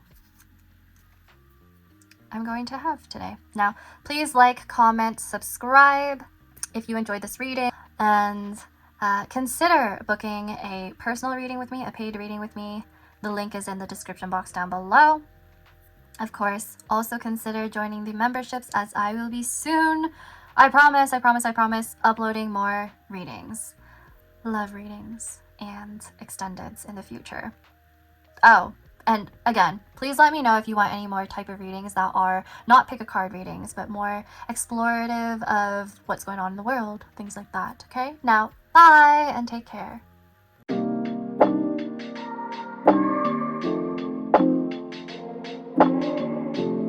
Hey there, pile number 3, the moon. Welcome to your reading. So we are taking a look at what your future spouse's first impression of you would be. Now, immediately with the moon right here, we know that this planet is associated with Cancer. So you could quite literally be a Cancer sun, moon, or rising, Mars, Venus, and Mercury. But other than that, there is some sort of like yin energy associated with the moon. Now, I also just wanted to let you know that I'm going to try my best not to use the terms masculine or feminine on this channel from now on, because I don't really like how New Age Western spirituality co-opted the terms yin and yang, and they changed it to mean active as masculine and passive as feminine. Like, that's not actually how the terms should be used or describe, you know, the energy. So the best way to describe the moon would be yin energy. Somebody who's very like emotionally attuned, intuitive, spiritual perhaps, they might notice those traits within you a lot. Now, I also have to mention that yin does not exist without yang. You need both of them. So as I move forward on this channel, I will be using those terms a lot more. Also, you may have noticed I'm Asian, I'm Vietnamese, and we do use these terms in our own spirituality and religious practices and beliefs as well. So it just makes more sense for me to actually use those terms instead of the Western term of like divine masculine, divine feminine. I find that to be a little toxic at times because it's not about gender. So that just let you know, as I work on my spirituality and progress on this channel, we are going to decolonize our spirituality, stuff like that. Yeah. So language matters. Anyways, moving on. You could be somebody who as well is very attuned to this sort of thing as well. People being emotionally intelligent, understanding others at a more deeper level. You're careful with your words. So that's the energy I'm getting right here. Now, I'm also seeing that moon in Lenormand represents beauty. Somebody who is captivating, soft, luminous, because of course the moon is a luminary. And this is the only pile where I'm really getting a lot on looks, right? I'm hearing, what is it?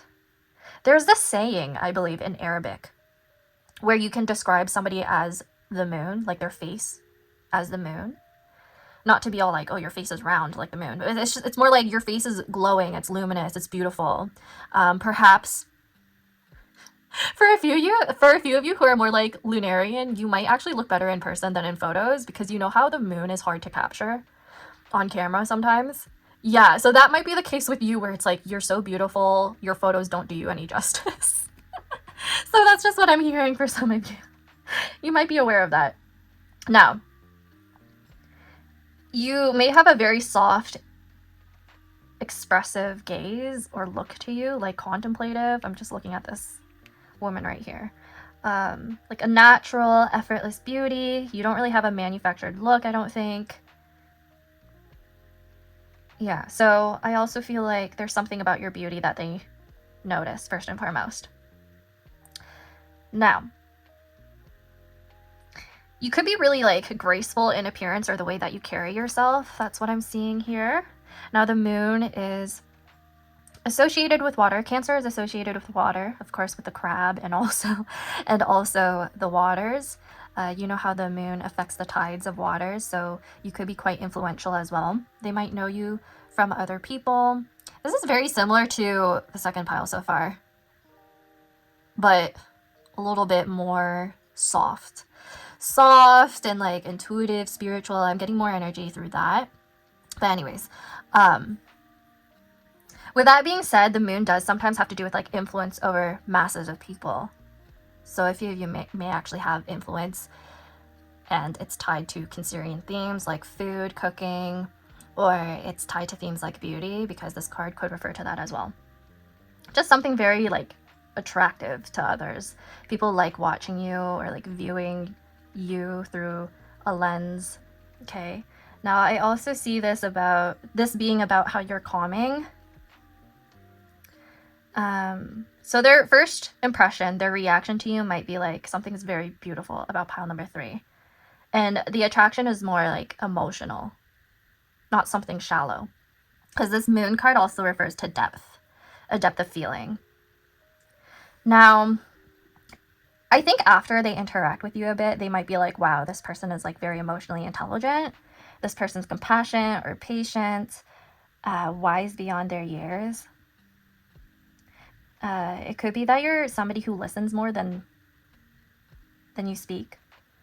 Or, yeah, you're very attentive, I think.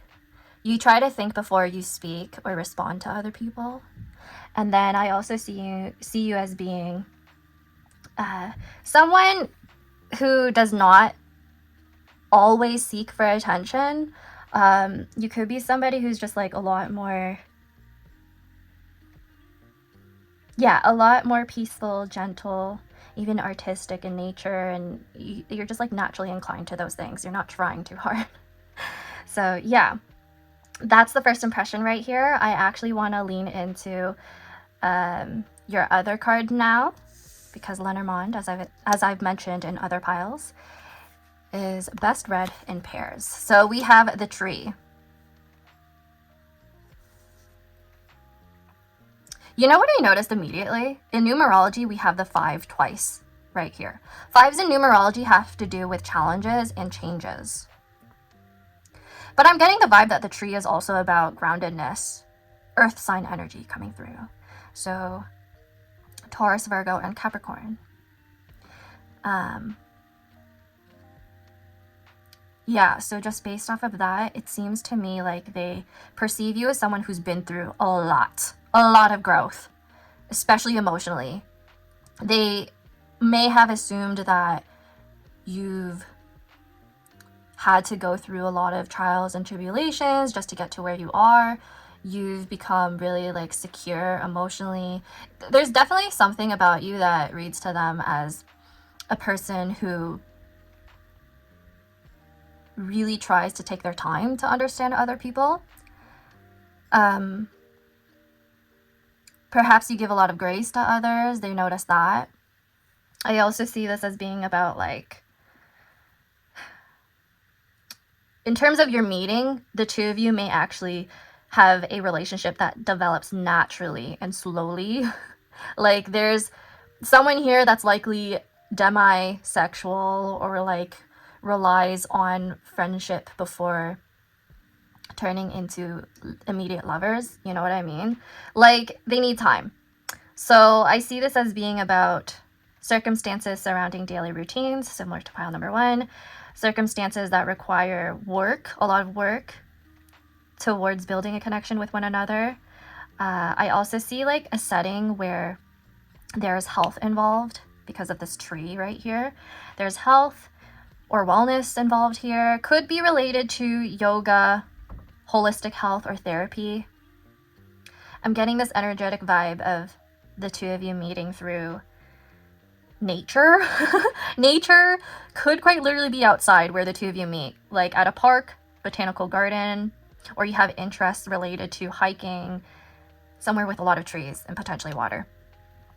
Or you could meet at night. Okay, it would be kind of creepy if you met at night in a park.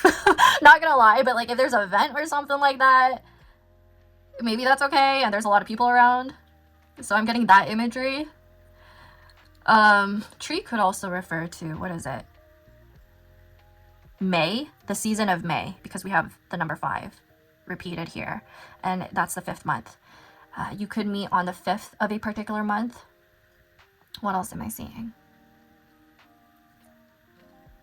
Yeah, during a phase of growth, during a phase of really focusing on your stability. Now, I've said that in every single pile. That seems to be a recurring theme, and I'm not surprised because I do find people tend to meet their partner when their future spouse, their long-term partner, when they are secure, when they are both ready and focused on long-term stability. So that just makes sense right here.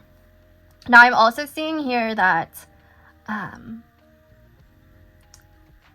this could be about an artistic event. For some reason, I'm picking up on that because I mentioned someone here being like really artistic.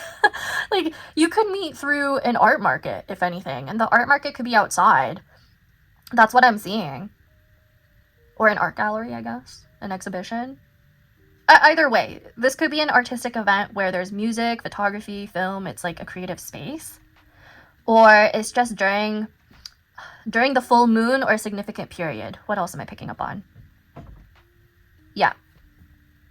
That's all. Just like a public space, perhaps. Now, immediately they're going to realize how much they like talking to you and engaging with you because they feel seen and heard. There's like a familiarity. And I also sense that right here with the moon and tree, they're going to want to slowly get to know you more and more. You're somebody who has like a quiet presence, a very magnetic one. It's almost as if you are the moon and they are a part of the tide that you pull. Like, there's this magnetic force. Like, you just feel like they are moved by you. So I wonder if it's like you also are a part of a performance, perhaps. If you are like a dancer, or you tend to have opportunities where you're like up on stage and seen by many people, they just notice you from that. They're like, whoa, I'm just like entranced by pile number 3. And they want to like come up to you after your performance or your talk, and they want to like really dig deeper into who you are, what you believe in, how you think. Yeah, so I'm seeing that you could be actually like meeting them at a conference as well, or a convention. So I'm picking up on that. Just somewhere where there's like a lot of people, somewhere where there's a lot of people. And so they're likely to see you as somebody who brings them a sense of peace. You encourage them to grow, you motivate them, and I even see them being really interested in your roots. Okay, so if the two of you are from like different cultural backgrounds, mainly cultural backgrounds, different countries, they'd really like to immerse in your culture, in getting to know more about your country. Like, you won't have any problems trying to get them more engaged with who you are as a person and your identity. In fact, they would really, really, really indulge in it and find opportunities to show you that they care about it. So I love that.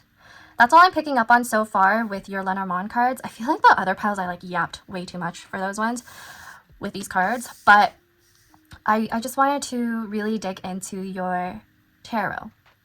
So let's move on. Honestly, just based off of that, I'm picking up on like more Virgo vibes than the other earth signs. You probably value conciseness and you're like, Lenora, ASTROG L, just move on now. We get the point. That could be the case, but you know, that's for some of you here. Sometimes my reading style changes or shifts a bit depending on the energy or the people who are watching, and I could tell. Because in some piles I get more nervous than others and I start stuttering. Other piles I'm a little bit more like chatty. This one I'm like, I don't know. Okay, let's see. Please tell us for pile number 3, what is their future spouse's first impression of them?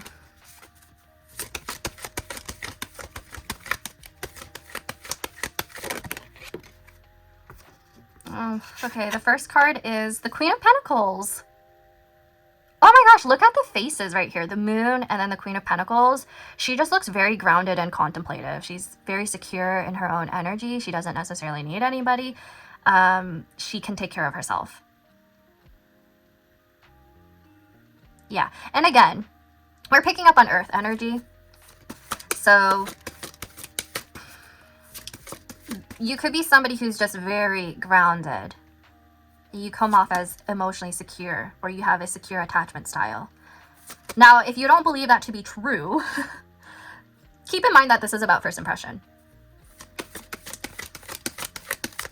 So they won't really know you well. It's just your vibe, your energy, your aura at this time.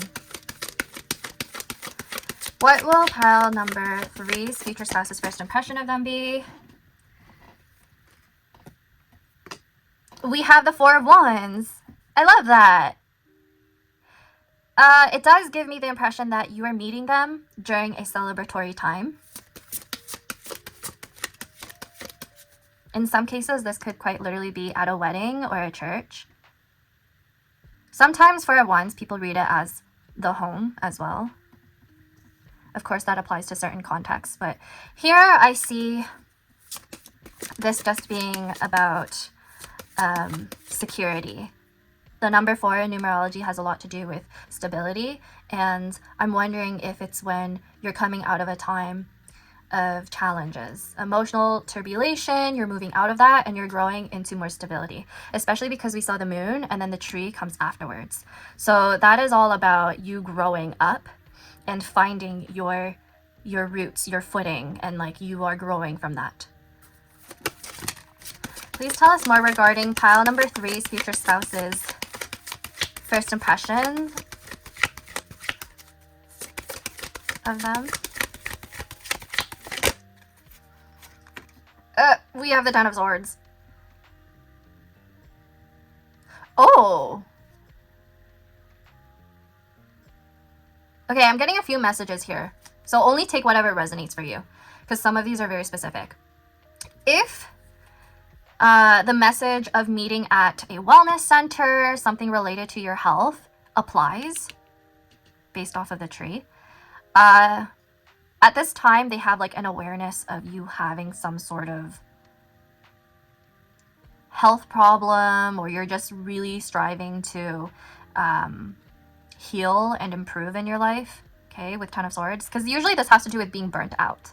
Somebody who's burnt out, somebody who could be a bit restless, and so there's that awareness right here. Now, if this is referring to like you being focused on your finances and career, you could just be somebody who is very emotionally tied to those things in your life, and they are kind of aware of that. They have that first impression. They're like, whoa, pile number 3 works a lot. Pile number 3 works a lot. I don't know how I can keep up with them. But yeah, first impression, they really see you focused on creating a good home, creating stability, and being really secure. Now, the 10 of Swords could also refer to a betrayal of some sort, an ending, a really painful ending, which is interesting. I actually want to clarify these cards now, because I want to see what the story is here. So please clarify Queen of Pentacles for what pile number 3's future spouse's first impression would be of them. Nevertheless, I find that your future spouse is going to see you as incredibly hardworking, without a doubt. We have Judgment. Yeah. I really do think you have a very, like, there's definitely something about your appearance here. You just seem very peaceful. You seem like you're always in a contemplative state.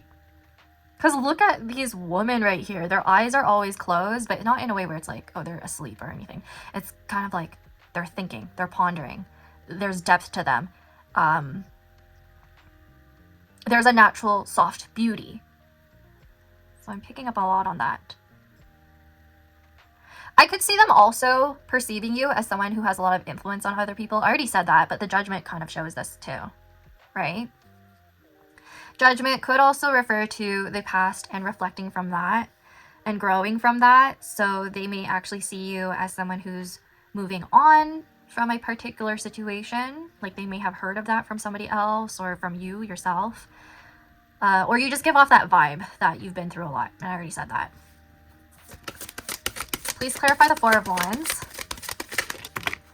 Okay, 2 cards actually wanted to come out. Let's see. 9 of Wands. Yeah, you're healing from something. 9 of Wands is about resilience. Okay. Trying to move forward. You're like reluctant about something. Let's see what else. 8 of Pentacles. Yeah, you're working on yourself. You're focused on work. You're focused on finances. You're building on your self-esteem, I believe. Even though they perceive you as somebody who's like emotionally secure, there's something underlying that they feel like they don't know much about. They're curious about it. They're wondering what you've been through. Like, because you know what I mean? When people are very quiet, pensive, you wonder if they've been through something that caused them to show up that way. Like, very careful with how they speak, careful with how they are perceived. Yeah, so your future spouse will likely observe you for quite a bit and be like, wow, pile number 3 is just very... They seem very calm and collected on the outside, but I wonder on the inside if they're ever just feeling very anxious, if they're like, what are they thinking? What are they thinking of? What have they been through? I need to know. Yeah, and also with this like 8 of Pentacles right here, they could literally just meet you at work. I mentioned that a lot in different piles, but yeah, I see them potentially meeting you when you're at work or you're simply working on yourself. That's also another interpretation of that card, especially since it came out with the 9 of Wands. It's about somebody who does not give up, even though they've been through a lot, especially in the past. Because you see how the 9 of Wands is looking this way towards Judgment. This is somebody who is very reflective of everything they've been through. I don't think you're only reflective of like your own experiences. It seems to me like they perceive you as somebody who observes others, and also you learn from other people's experiences as well. Or you just seem like the type of person who would be capable of doing that, be capable of taking on lessons that other people have been through and like understanding them. Like you can really see those things clearly. Now let's clarify the 10 of Swords. We have the 2 of Cups! Yay! Yeah, I like this. So first impression is they want to share with you things that they've been through. They feel like you'd be safe with their troubles, with their past problems. Like they'd feel safe to share with you. Like their emotions, betrayals that they've experienced, what they're working on, actively working on. You know what? I do see this part of your spread being about wanting to work through difficult times and emotions with you. They see you as someone who they could actually have a marriage with, where if you're going through tough times, the 2 of you will prevail no matter what. There's no giving up. They see you as somebody who's like so emotionally intelligent and secure to the point of having calmness, a calm expression, a calm demeanor, a very nurturing demeanor, even during times of struggle. And honestly, with 2 of Cups, this tells me that they also perceive themselves this way as well. So they're like, okay, we're compatible in that way. We could really lean on each other during tough times. And even during tough times, we could build and work hard. You don't shy away from difficult talks. You don't shy away from conflict. You are resilient and you will persevere. And they respect that a lot, okay? They respect that a lot from you. So they find you to be dependable. They have no doubt that you would help them improve in life and grow in life. Okay, and I also see that there's just like a lot of trust in you. A lot of trust in you. Immediately, they could feel very intensely and protective towards you, as if they could like want to know everything about you on a deeper level pretty quickly. But I think to an extent they will know that's a bit intense, so they might actually hold back a bit initially Seeing that with the Nine of Wands right here, they might hold back initially and not really like share that with you right away. But yeah, I see this as somebody who knows their pacing, or the right pacing. Like, they have good social cues. And so do you. Okay? Even though the two of you are really emotional at heart and sensitive and have an equal amount of depth, you won't be like trauma dumping on each other. You won't be like trauma bonding right away. It's not like that. It's something that's a lot more secure and builds over time because you two have that emotional maturity. It's equal. That's what they perceive you and this connection to be. Equal in terms of emotions, equal in terms of maturity, equal in terms of effort. And it just makes sense in that way. It makes sense to build a foundational relationship through emotional compatibility, first and foremost. So that's how they think of you. Let's take a look at the bottom of the deck now. I want to see the overall energy of this meeting, of this first impression. Nine of Pentacles. There you go. The two of you are going to be single. The two of you are going to be focused on your own finances, ambitions. You could stand on your own. You don't necessarily need anybody. You've worked on your own insecurities. You both worked on your own insecurities. You both worked on your own finances as well. And this is going to be a time where the two of you are secure in your own place in life, in your own role in society. I really see that. What else? Really random, but the grapes right here for the Pentacles cards. I wonder if a few of you are going to meet somewhere near a vineyard, especially if there's a person who's getting married around a vineyard and you just happen to meet them there. That's so random. Yeah. Okay. That's for somebody here. I'm also seeing a lot of like brick fences, brick buildings. The church is also in the back here as well. And we have another church. We have a hillside. So that's the physical imagery. Yeah, a lot of you are going to meet outside. And again, potentially at somebody's wedding. We have another church right here. It's the same church, I think. A hillside right here. Yeah, so that's the imagery. Now, I don't think I picked up on imagery as much as, like, the landscape, as much as your pile. Oh my gosh, this pile is, like, messing me up with my wording. I don't think I've seen as much landscape descriptions or interpretations for the other piles as much as yours. And I'm also getting really hungry during your pile. So there must be some sort of influence with food right here, too. So yeah, a lot of you might meet at a wedding, something related to that, or a celebratory time in an important person's life.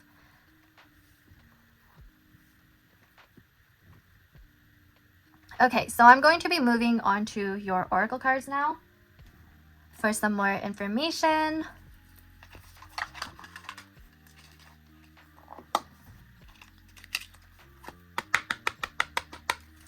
Please tell us more regarding pile number 3's future spouse's first impression of them.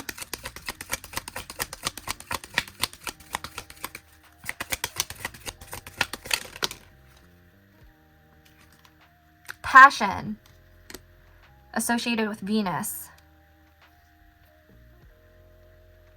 I actually see a lot of imagery of flowers now, which is why I'm going back to meeting at a wedding or a special event. Yeah, that would make a lot of sense. Definitely see that. But passion right here, I pick up on a lot of intensity between the two of you. There's like an instant spark. Like the both of you are instantly attracted to one another and pulled to each other. And I'm feeling like scorpionic energy. So you could have a Scorpio Venus, or they do. We have Pisces. Okay, maybe Pisces, Sun, Moon, or Rising. Just a lot of water signs are coming through right now.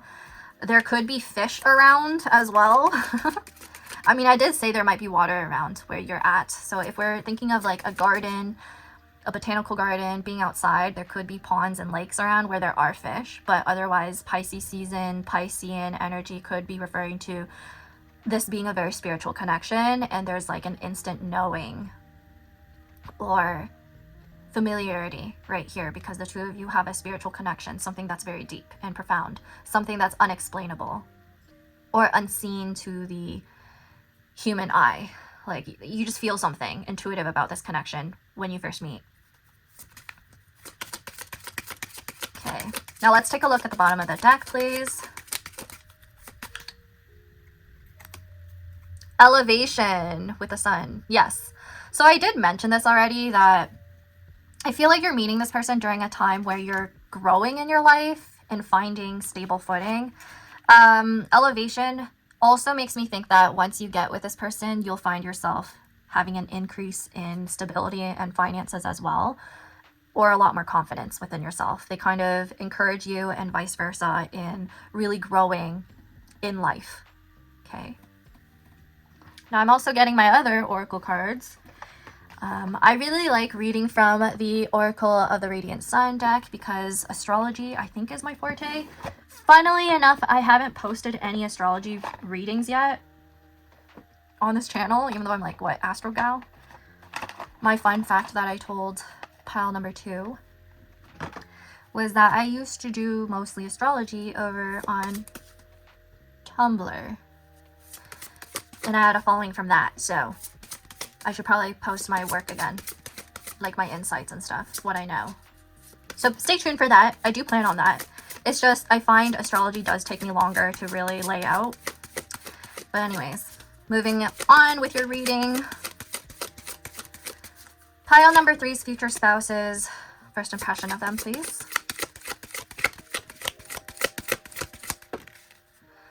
We have discovery. Mercury in Sagittarius in the 9th house.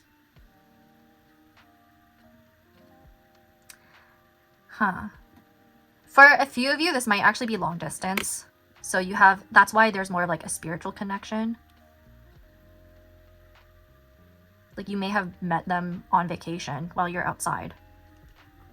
Which is a little random, but it's like, oh, you just have a feeling that this is the one when you meet them while abroad or while they're in your hometown, but they're foreign. Just that theme coming through. 9th house, Mercury and Sagittarius, there may be differences in language or your roots are different, which is probably why at the beginning when the moon and the tree were the only cards that I was interpreting, I was picking up on the fact that somebody would really engage in the other person's like cultural background. Maybe they'd even learn your language or you would learn their language, and that's how you really connect. And you kind of exceed certain boundaries that other typical relationships wouldn't. Like, again, with language, you end up learning more about another person's mindset a lot more deeply, because sometimes in certain languages, they don't have true, accurate translations in English, right? So there are times where it's easier to express oneself in one's native language. And through knowing that, your partner might actually put in the effort to learn more just so that they could understand you more deeply. Like there's effort in things like that that might seem really simple to other people, but it requires a lot of work and effort. So no matter the obstacle, no matter the issue, with 9 of Wands and 8 of Pentacles right here, clarifying the 4 of Wands, they would do whatever it takes to create a very stable and joyful family and home life with you. And that may actually include learning more about your own cultural background, learning more about your language, trying to even understand your heritage and communicating deeply with your family members, because they may see that that's important to you, that you care a lot about other people and you love to learn about them as well. And so you influence one another, encourage one another to do that. There's something really clear about your guys' depth. I really feel like that will, you two will align in that way. The 9th house with Mercury and Sagittarius as well does actually make me think some of you will meet during higher education, because the 9th house as well as Sagittarius sometimes refers to higher knowledge, philosophy, things like that. Mercury is learning, communication. So I really see that happening for the two of you. I just heard that the water that I was picking up on could be about you two being overseas, like meeting them overseas. There's like something about that. That word is coming through really, really clearly to me right now. So I'm trying to process it. Yeah, there are periods where the two of you might be at a distance from one another, but there's trust and understanding, and so it doesn't really get in the way too much. Yeah, okay. Let's get one more card, please. Please tell us more about this connection and their future spouse's first impression of them. Oh, okay. We have revenge. I do have to cover some of this, so let me, just a second here. I don't want to get like a strike on my channel. Okay, I think that's enough. Well, maybe, there we go. Revenge, 8th house Mars in Scorpio. That does kind of remind me of the Ten of Swords, doesn't it? Because Ten of Swords is betrayal. I don't think this has to do with your connection with them exactly. It's more like you've had previous experiences that were really bad. Like people took advantage of your sense of security and your deep emotions. Because you have so much depth and understanding, like compassion towards others, there may have been other people who have did you wrong in the past. And when they hear about this, when you share this to them, they first and foremost empathize and want to be there for you, and they're protective over you. But at the same time, they feel like angry and passionate about doing you justice, pretty much. So if you ever like talk about exes, if they ever meet your exes or know of your exes, they're gonna be really like, I hate this person. This person feels very strongly about your ops. Okay, so I feel that's the case right here. What? Interesting. Oh my gosh, pile number 3. I swear your future spouse or something, they are really philosophical, or they have this like very deep knowledge. Like they're very well educated, because I was just guided to look at Perseus with the head of Medusa. And then I was guided back towards Pisces, the constellation. And even passion, actually. So what I'm being told right now, or being guided to look at, is the theme of betrayal, which I mentioned before with the Ten of Swords, and how it's being clarified by Two of Cups. So in the Greek mythology of, you know, Perseus and the decapitation of Medusa, there's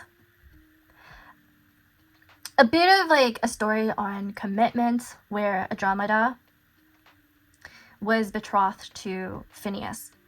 And then there's like a sea monster that arrived to devour her. Stuff like that. But then Perseus didn't just fall in love with Andromeda's beauty, but he was like committed to saving her. And now I don't want you to think like, oh my gosh, my future spouse thinks he has to save me. No, we have the Queen of Pentacles right here. Clearly he already thinks you are stable and secure on your own. But I feel like the message right here is about how they're devoted to you and how they would risk anything for you. Now, yeah, so there's like a fierce loyalty that they would actually show you. Okay. Now I'm also getting the message that this is their impression of you. They just see you as somebody who would be fiercely loyal towards others, possibly at like to a fault sometimes. Like they might actually have instances where they see you being taken advantage of because of your compassion or even your beauty, and they're just like, what the heck? And they see through that in other people, like trying to do that to you. And they just want to be there to really listen to you, be attentive towards you, and love you. Hopefully I got that story right. But that's just what I'm seeing and hearing right now. I might have to like go back after this and like read about the story to really understand what I'm seeing here. But yeah, there's just like a lot of passion and a lot of like Venusian and Martian energy coming through. For some reason, I think like there's somebody here who has like a Pisces Venus, which is where Venus exalts. So there's a huge theme of sacrifice and even trying to build with one another no matter what. I hope I explained that well. Honestly, when you meet your future spouse, he's probably going to like explain the story a lot better than me and his feelings a lot better than me, or their feelings. Sorry, I didn't mean to gender them right there. But him or her, they might be better at explaining the story and their own feelings. There we go. So, I'm going to be doing my dictionary sheet divination now, just so that we get some more details on the meeting, the first impression. For those of you who are new to this channel,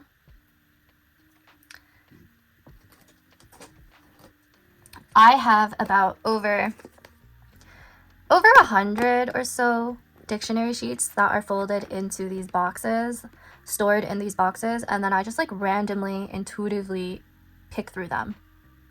And I swear, if you keep track of these type of like divination, my gosh, again, my wording's so weird in this pile.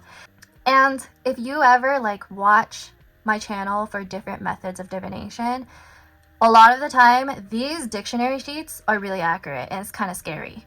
Like they tie into the actual spreads and messages.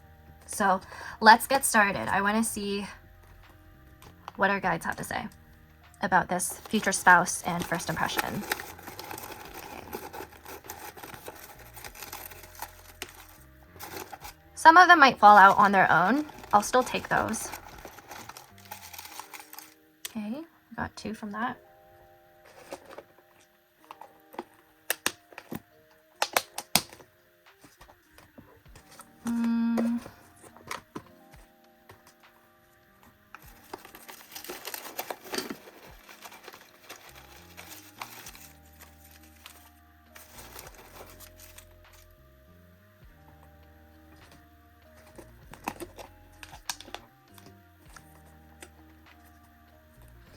Okay, I'm gonna get some from this pink one right here.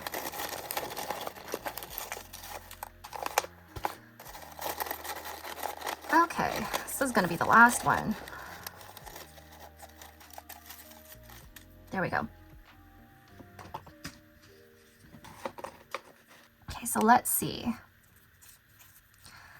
What do we need to know about this future spouse's first impression? Spend. To pass a particular amount of time in a particular place or way. To deplete something totally. To sacrifice something, especially for a cause. And I mentioned the word sacrifice earlier in your reading. Lonely. Isolated and rarely visited. Done or lived through without companionship or support from other people. Feeling sad through being without friends or company. So yeah, I actually am getting this message that a few of you might be moving to a new place or a country, and there's a bit of loneliness there, either because you don't speak the language or you're just getting used to the place. And so they acknowledge this and they're trying to get closer to you, like give you companionship. This could also be the other way around as well, especially for those of you who like travel a lot or work in different countries a lot or have like a nomadic lifestyle. I don't know why I'm picking up on that. Huh. Okay. Or you're studying abroad or something. Carpets. A piece of thick, heavy fabric covering the floor of a room or area. A layer or covering, a thick, soft cover for a floor. For some reason, I'm reading this as somebody who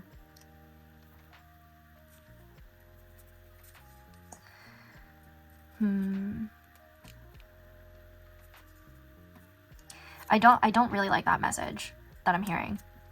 But there's somebody who might be stepped all over by others. But you know how carpets, they're like really fuzzy, they're really beautiful. There could be a message about that. But I just don't like the part where I'm getting like, okay, well, people step all over carpets. They're like a protective layer for the floor, right? So there's something about that. We have hire, to employ somebody, to work for you or pay somebody to do a job for you, to rent something from somebody or a period of time. So yes, I did mention some of you may actually meet this person through work.